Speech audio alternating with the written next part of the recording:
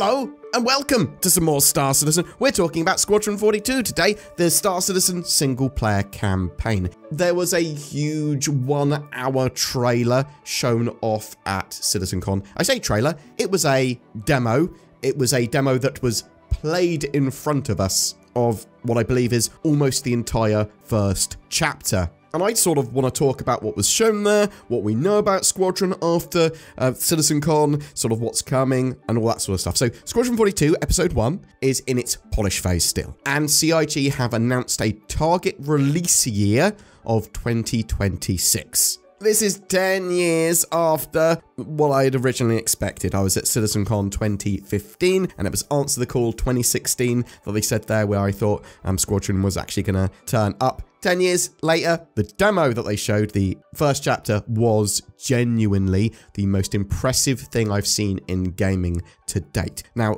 something else as well. CIG referred to the target release year of 2026 as its release date a couple of times during CitizenCon. Obviously not a date, it's a year, but they do seem pretty confident that it's going to be released in 2026. Some other stuff we know about Squadron 42. Your typical playthrough will be 30 to 40 hours long. There's a load of stuff to do, a load of stuff to see that you won't see on your just a single playthrough. There's lots of NPCs that you can help out and lots of like subplots going on. A chapter might be made up of several missions. During a mission, well, the sort of typical play cycle will be your character pre-briefing, can walk around the ship and do stuff, get to your briefing, watch the briefing, prepare for your mission, get to your ship, go to the mission site, complete the mission, and then get back to your ship, and then the debriefing, and then maybe some interaction before the next mission. So for the first chapter that they showed, you start the game, you make yourself a character, and then you sort of apply to the UBE Navy,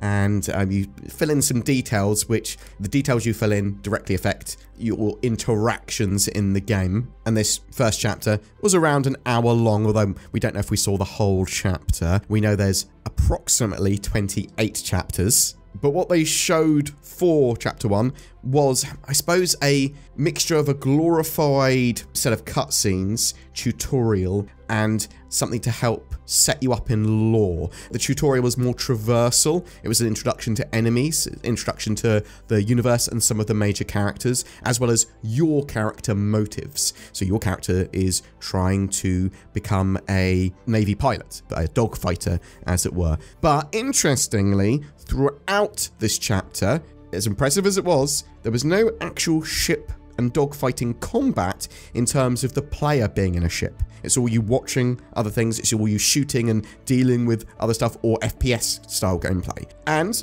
one of the reasons for that might be that they haven't 100% locked down all the stuff for ship combat and master modes. That is probably the one thing that needs the most polish and work. So you start the game, you're this rookie Marine, you're basically a turret gunner on a Javelin, you're not allowed to fly a ship yet, you're in Vega with the rest of the Second Fleet, awaiting a battle with the encroaching Vandal, and with Admiral Bishop leading the fleet, who's played by Gary Oldman, and he's got an amazing XO, which is played by Mark Strong.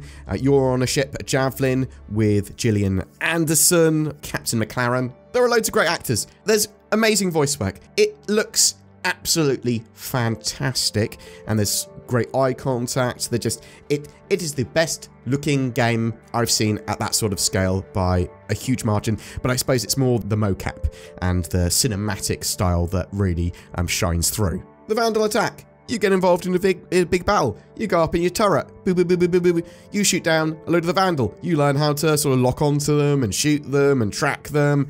And eventually, you get knocked out. There's a big cool set of cutscenes and a big fight. You learn about the Vandal leaders and this sort of huge fight that's going on, and the UEE is sort of like massively overwhelmed by this huge Vandal fleet. Their massive kingship turns up and has a huge doom beam. There are hundreds of ships on screen, all fighting. I don't believe it's pre-baked or anything. It's genuinely super impressive. And against some pretty overwhelming odds, with some interesting strategy, the UEE and Admiral Bishop seem to turn the tide with some help from Squadron 42 and Henry Cavill's character. Your Javelin goes to help Bishop's flagship, which is a massive Bengal carrier, and both are getting battered. The Javelin gets like really smashed up, and the Bengal is not doing much better. Your character wakes up and you realize that you need to get off your crippled capital ship, which has now also been boarded by Vandal. All the escape pods are in use, or you get to and they're just about to launch or get destroyed or whatever. You run off to the bridge because you know there's sort of escape pod there. You find Captain Gillian Anderson. You help her defend the bridge. Fight a load of Vandal. If a Vandal hits you in melee, there's like a quick time event and dodge event. If you get injured, you can use med pens to heal. You fight off the Vandal. You help make sure that nothing bad happens to Admiral Bishop, and you escape with the injured Captain McLaren. Maybe she's fatally injured. We don't really know. Yeah, so some notes on that gameplay. Thought it was absolutely fantastic. Really beautiful. Interesting that there's no ship-based tutorial yet, but I suppose that will be part of Chapter 2, I would expect. The scene where you are gunning the Javelin gun, shooting that gun does not feel satisfying and visceral to me. Now, I talked to Zin about this as well, so I want a bit more of feedback from it shooting, but Zin said we'd want it to be stabilized over anything else, and that's what it's there for. It's a stable gun. So yeah, I don't know if there's a way to get some interesting sort of better feedback for firing. Maybe that's just a me thing. That first chapter was very cutscene heavy, and those cutscenes are amazing. I'm interested to see what sort of percentage of the rest of the game is playable. We know that you're gonna go off and be part of an Idris's crew and fly ships like a Gladius and that sort of stuff. We know that you're sort of wingman or you're going to be the wingman of Mark Hamill's character, Old Man. Some other bits about Squadron 42. Squadron 42, not available to buy again yet. So it was on sale for many years. And then I think last May, it was taken off the store with CIG saying Squadron 42 has been removed from the store and its current price, but will return at a later time. This change is not meant to signify anything other than an expected price change, but it hasn't come back on sale yet. I suppose once they have a locked-in release date, that's probably when they will start selling it again. I'm interested to know how replayable Squadron 42 is. I'm expecting to play it at least twice immediately, so because I know there's a load of stuff that you can't see through your first sort of playthrough, and CIG have yet to show off the main point of Squadron 42, which is its spiritual successor-ness of Wing Commander. It's dogfighting. Yeah, it's supposed to be a great dogfighting game where you're flying around in a ship, pew pew pew pew pew. Now yes, they've blended that with this cinematic movie feel and this FPS sort of system, but that big portion of Squadron 42's gameplay, which is core for it being a success, we don't know how that's going to play out yet. Hopefully master modes and their plans for sort of ship combat and dogfighting and all that sort of stuff will work out, and it will be fantastic. And I suspect it will be as well. There's a level of concerns that will delay the game further if they haven't really nailed it. Some other bits as well, they've got plans for an additional 2 games after the release of Squadron 42 Episode 1, literally Episode 2 and Episode 3. They are going to be their own AAA games, effectively standalone, but are kind of, you know, continuing the story. They had previously said that Episode 2 would probably release 2 years after the release of Episode 1. We know that playing Squadron and getting to certain stages of it or completing it will allow you to continue using that character in the persistent universe in Star Citizen's MMO. It also might grant you citizenship in that, which will give you things like a transferable warranty for a ship and the ability to like buy land claims, that sort of stuff. Obviously bits and bobs might change, so bear that in mind. Also might allow you the ability to get yourself some military gear like an F8 Lightning, for example. CIG knocked it out of the park with that Squadron 42 demo / gameplay, whatever you want to call it. That was genuinely superb.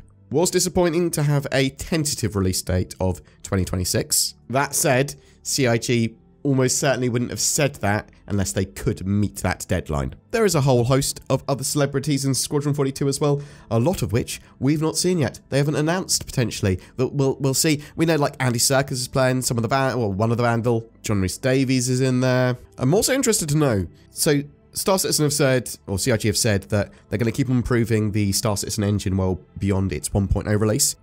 Are any engine updates and any improvements there also going to be translated into Squadron 42? They did say that Star Citizen would support VR at some point, and I'm assuming that also means Squadron 42. In fact, I would expect Squadron 42 to support VR before Star Citizen does. One of the other things I want to say as well, we don't know how far along in polish the other 27 chapters are. So chapter 1, I'd say almost complete, almost 100% complete. They're going to want to do some bug fixing. They're going to want to do some ironing. There's a few little things they're going to be there to sort of add the finishing touches for sure. I suspect they're going to want to improve gunplay and some of the Vandal interactions as well. Because at the moment, the Vandal feel a bit sort of like more robotic, like you're fighting robots. They don't feel like an enemy that has intelligence. Again, I'm not sure if that's a me thing or not. I do think they did a great job sort of grounding the character in the movie, in the world, very early on, very quickly. Going, bam, here you are, this is you, this is your role to play, now act! Will Squadron 42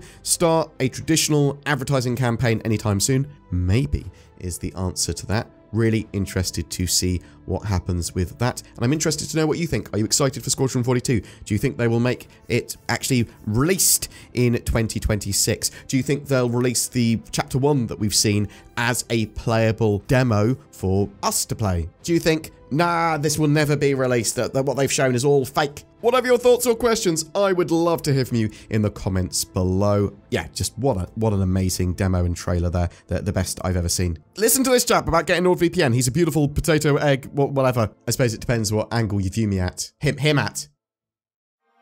A very long time ago, in a galaxy far, far away, CIG had taken over the development of NordVPN, and at NordicizenCon, the yearly Nord Fan Fest, they were releasing their first game, Squadron Nordy 2. It's amazing, and it would truly revolutionize the FPS industry. Then I woke up and realized that NordVPN is already great and released, and it doesn't need an FPS module, it's a VPN. And you should get it now, links below, discount. Helps channel, read bullet points. Every month we have a ship giveaway. For October, it's for a Drake Corsair with a game package and lifetime insurance. All you have to do to be in for a chance of winning that lovely Star Citizen access and ship that can be used for exploration, but it's also this cool little multi-role, multi-crew ship. You just need a comment on any of our videos made during October. That will go into the hat. It's not a hat, it's a spreadsheet. It goes into that, and then a random person is chosen. With the addition of Alpha 4.0 and Pyro, there's going to be tons more to see and explore. The Corsair is perfect for that. Good luck. Please consider supporting the channel as well. We've got the join button under our videos that will make you a channel member. That goes a long way in supporting the channel, as does becoming a Patreon. It's pretty much the same thing, but for different mediums. You can also like, comment, share, or sub. Things like that. That all helps with the channel hugely. Thank you so much for your support and watching, and I hope you have a great October.